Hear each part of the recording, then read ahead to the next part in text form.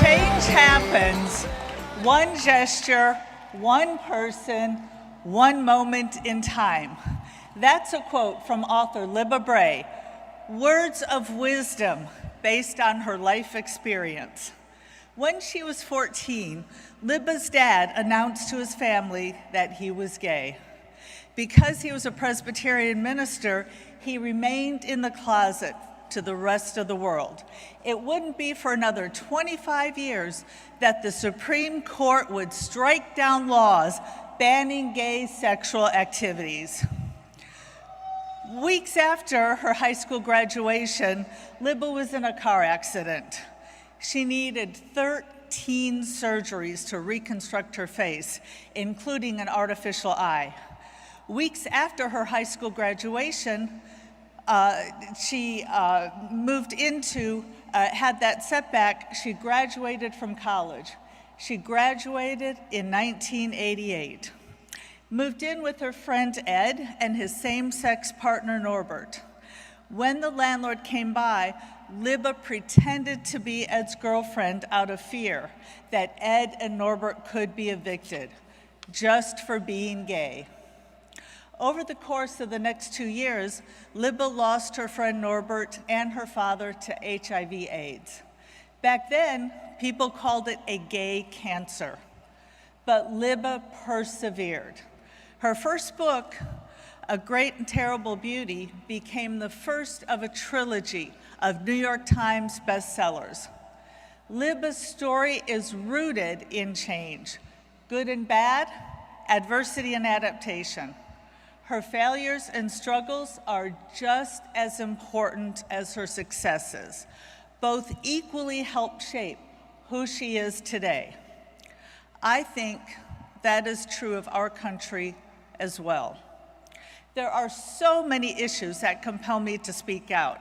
I stand before you today to ask you to join me in my run for the White House because I believe this is the most important presidential election of our time.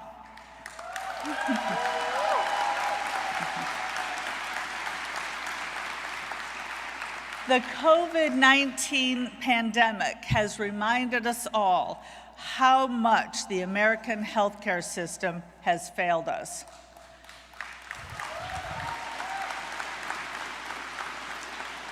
When politicians say we need Medicare for all, what I hear is VA hospital for all.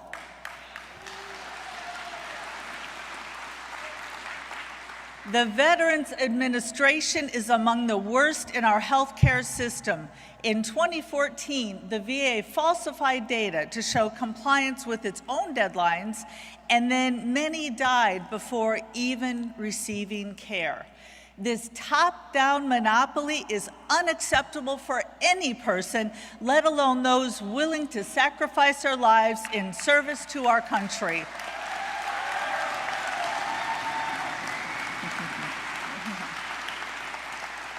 Let's be honest, the current American healthcare system isn't working for anyone.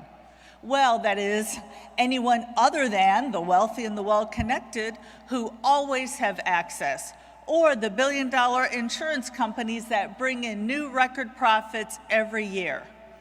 My heart breaks for the millions of Americans who have been left behind, those who go bankrupt trying to care for their loved ones, or those with pre-existing conditions who live in constant fear of whether they'll be able to cover an unexpected hospital visit.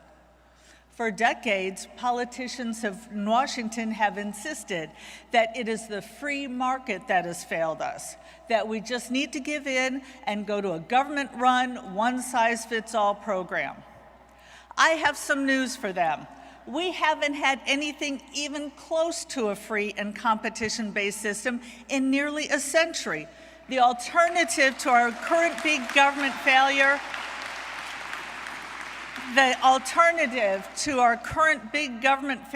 isn't even a bigger government failure.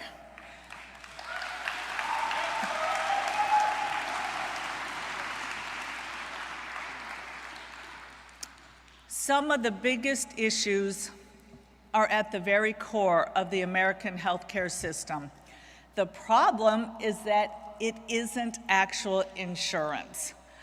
In any other industry, insurance only pays for unexpected costs, and because of that, costs generally remain low. Meanwhile, our broken healthcare system has insurance cover everything, and it leads to higher prices for everyone. Just think how expensive car insurance would be if it paid for gas, oil changes, or car washes. You would have no reason to shop around for those services, and all the mechanics and gas stations would increase cost without you even knowing. The car insurance companies wouldn't care because they'd be getting paid big dollars either way. This is exactly what has happened in our healthcare system. There is absolutely no incentive to look for better prices and to compete. As a result, healthcare providers have no reason to compete. Insurance companies can charge higher prices without any accountability, and all of us have to foot the bill.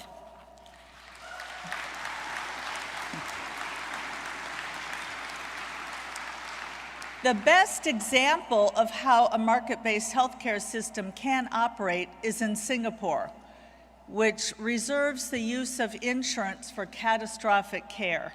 In 2014, Singapore spent less than a third per person on healthcare than what the United States spent. It's time for real change.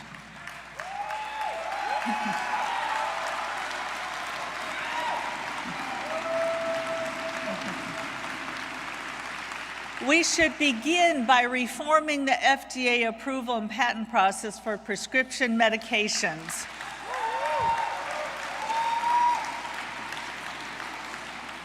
The FDA has completely mismanaged the COVID-19 crisis and has made it extremely difficult for anyone to get tested. At the FDA, only those companies with enough money and resources get approval, and once those companies do, they weaponize patents to keep out competitors.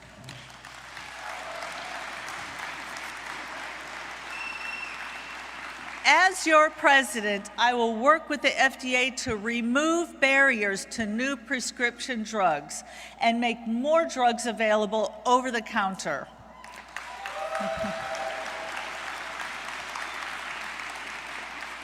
The VA system, the VA healthcare system, should be converted to a system like the one used in the state of Indiana, so that veterans are given control over their healthcare dollars so they can do with it what they wish.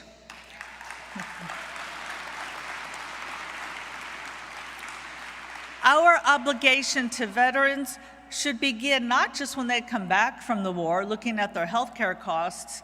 There are soldiers currently deployed who weren't even born when the war on terror began.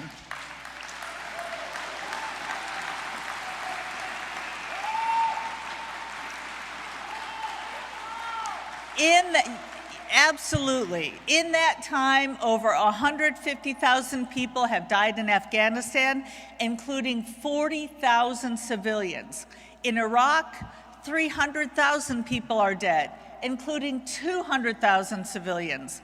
In Pakistan, 23,000 civilians and 65,000 people total have been killed. The U.S. spends more on its military than the next 10 countries combined. Our troops are stationed in nearly 150 different countries. I'm getting there. But first we have to let the C-SPAN viewers know exactly what the problem is, because the media doesn't seem to be telling them.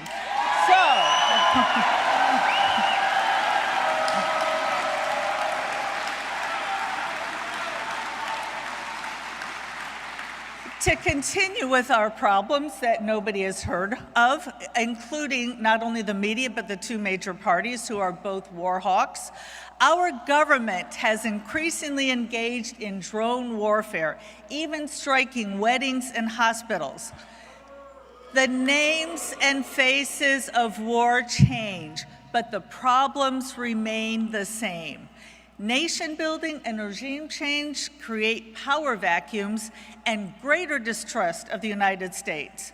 And we are left to deal with the same issues over and over again. In every election, candidates promise peace, but they only deliver more war. I will bring the troops home.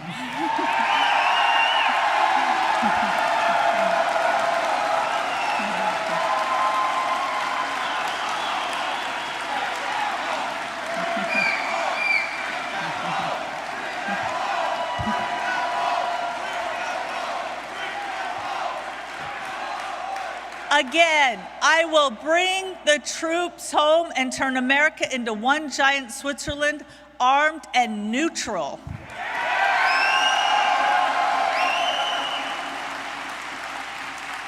It's time for real change. Another issue we must address is the environment. We hold an obligation to future generations to end the dependence on fossil fuels. The reason we have that is the federal government gives about $15 billion annually to oil and coal companies. And this doesn't even include the billions in tax credits and cheap public land leases, which disproportionately go to these companies.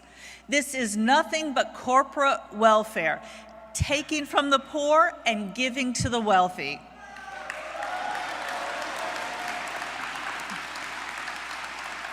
Currently, red tape prevents cleaner and more sustainable energy from entering the marketplace.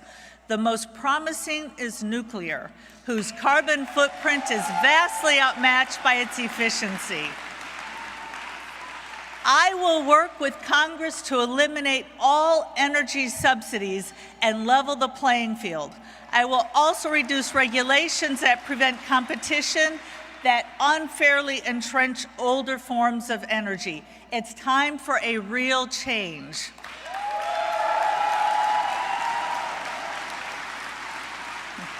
The IRS taxes Americans at every turn, and the tax system is so complicated that only those who can afford personal accountants and tax lawyers are able to navigate the code.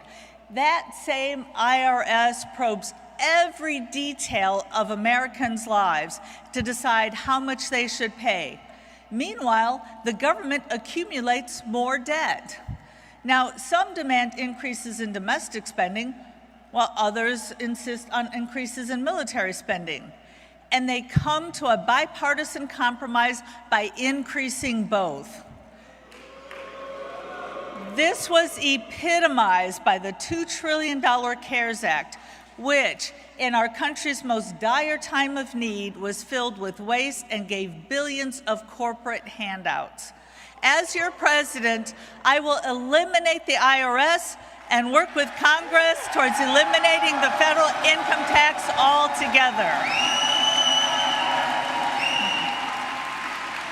When it comes to cutting spending, we cannot take any solutions off the table. I would encourage baseline budgeting. Instead of assuming an increase, we start at zero every year and decide what can be eliminated and what is absolutely necessary. It's time for real change. As we look to American history, we must accept that the experiences of some do not live up to our aspirations. When Africans were forcibly seized and brought to the United States, to the now United States, only their worst nightmares could have predicted the badges of slavery would persist half a millennium later. While millions of Americans view the Declaration of Independence and our Constitution with great pride, Black Americans are reminded that their ancestors were in shackles for another century when these founding documents were signed. The same men who promised freedom did not extend those freedoms to Black men, women, and children. Guarantees of liberty and justice for all ring hollow for Black Americans who saw slavery replaced with Black codes, Jim Crow, and now a long list of institutions and programs that are too many to name. As libertarian columnist and researcher Jonathan Blanks has stated, it is not enough to be passively not racist. We must be actively anti-racism. It's time for real change.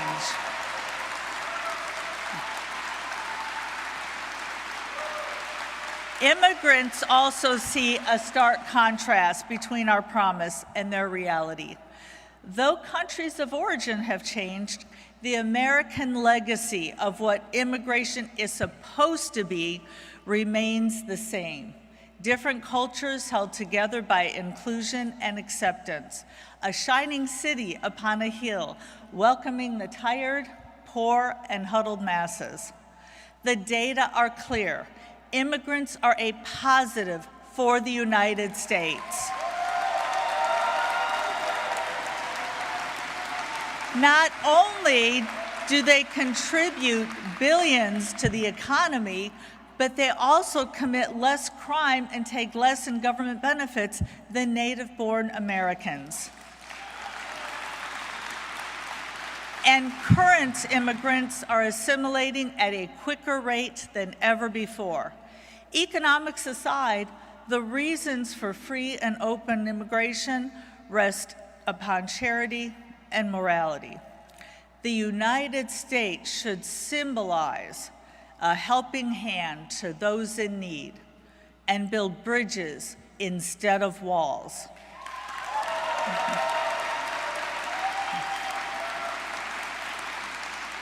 I will work with Congress to open the borders and provide a pathway to citizenship for the millions of undocumented persons already in the United States.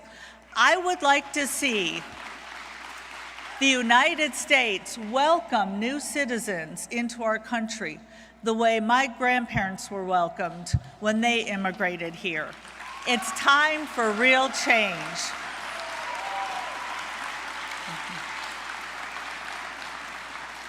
As your president, I will federally decriminalize all drugs.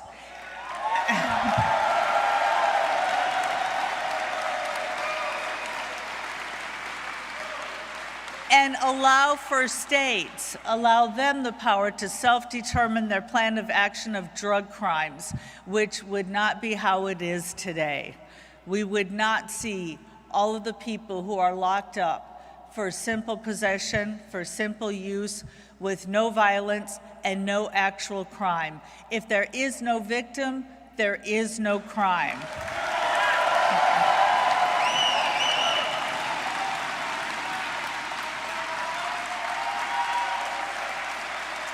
I will pardon anyone convicted at the federal level of these or any other victimless crimes and leave the door wide open for the medical community to deal with substance abuse issues in ways that can salvage lives, not throw them away.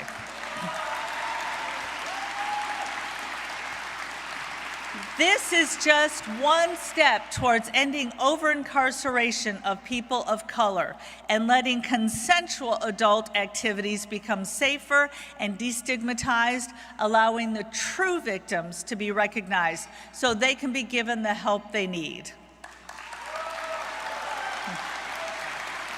I will defund federal involvement in policing and civil asset forfeiture.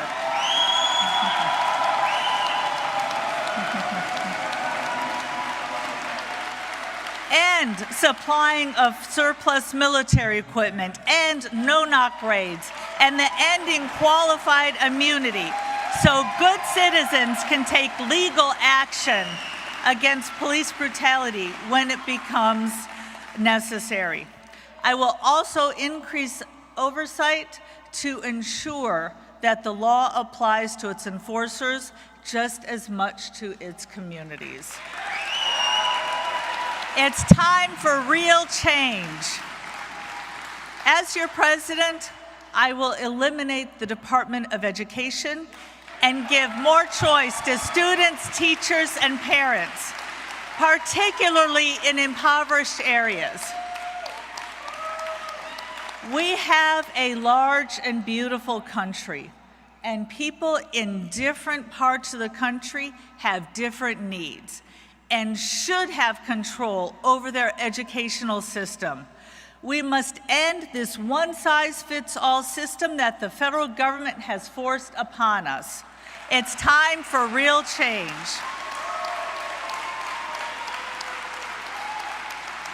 In this time of uncertainty, Americans don't need or want someone to rule over them. I've had many roles throughout my career, but none has been more rewarding than being on the campaign trail, speaking to people who are simply tired of the failures in Washington. The policies I've outlined today aren't about theories. They're about the middle-class worker who has to decide whether to buy medicine or pay rent. They're about the soldier deployed to a foreign land for no good reason and the people living there who feel like their country is being occupied. They're about the millennial who fears that the damage done to the environment can never be undone. They're about the immigrant who only desires to make a better life for her family without persecution. They're about the person of color who just wants to drive home without fear of being pulled over and killed.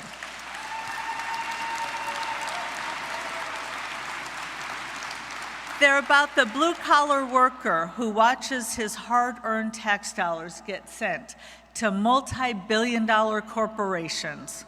It doesn't have to be like this, and we don't have to tolerate it. It's time for a new way, a path that recognizes what should have been clear from the beginning. Just like Libertarian persisted despite obstacles, injustice, and misfortune, let's learn from our failures. Let's build upon our successes and create change that lasts. Get ready, Libertarians, because we have work to do. Get ready to talk about this campaign and help those unaware of our platform understand what it means to be all in for liberty. Get ready to get on the phones and keyboards, to knock on doors whenever and wherever you can, to let people know that there is a better option. The old parties have tried to keep us down, but not this time.